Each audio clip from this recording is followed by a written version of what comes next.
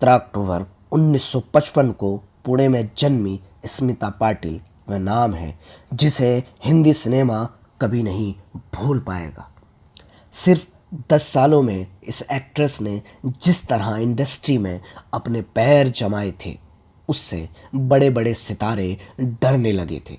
लेकिन शायद स्मिता की स्टारडम और जिंदगी की जर्नी छोटी ही तय थी। चलिए जानते हैं उनके बारे में कुछ खास बातें। स्मिता पाटिल के करियर की शुरुआत बतौर न्यूज़ रीडर हुई थी। साल 1970 में उन्होंने दूरदर्शन के लिए एंकर के रूप में कार्य करना शुरू किया था। 1974 में एंटरटेनमेंट इंडस्ट्री में कदम रखने के बाद स्मिता पाटिल ने फिर कभी पीछे मुड़कर नहीं देखा।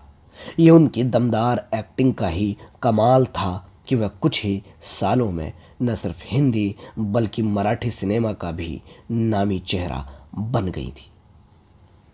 महज 10 साल के करियर में उन्होंने करीब 80 फिल्में की, जिनमें से ज़्यादातर हिट रहीं। वहीं साल 1980 में फिल्म चक्र ने उन्हें यह अवार्ड दिलाया। साल 1985 में उन्हें पद्मश्री पुरस्कार से नवाजा गया।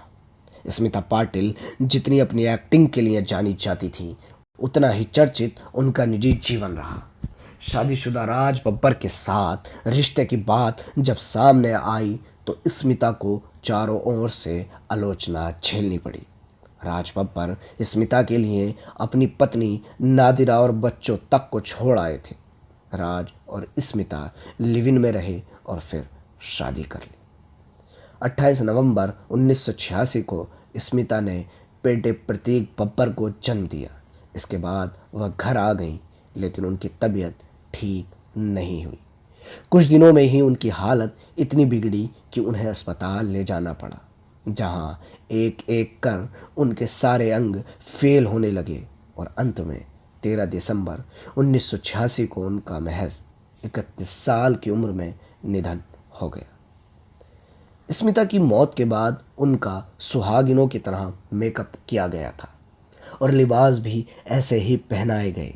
उनके पार्थिव शरीर का मेकअप करने वाले मेकअप आर्टिस्ट दीपक सावंत ने एक इंटरव्यू में बताया था कि कैसे स्मिता ने मौत से पहले ही ये इच्छा जाहिर की थी कि वह जब मर जाएं तो उन्हें सुहागन की तरह तैयार किया जाए, कि वह चाहती हैं कि दीपक उनका भी ऐसे ही मेकअप करे।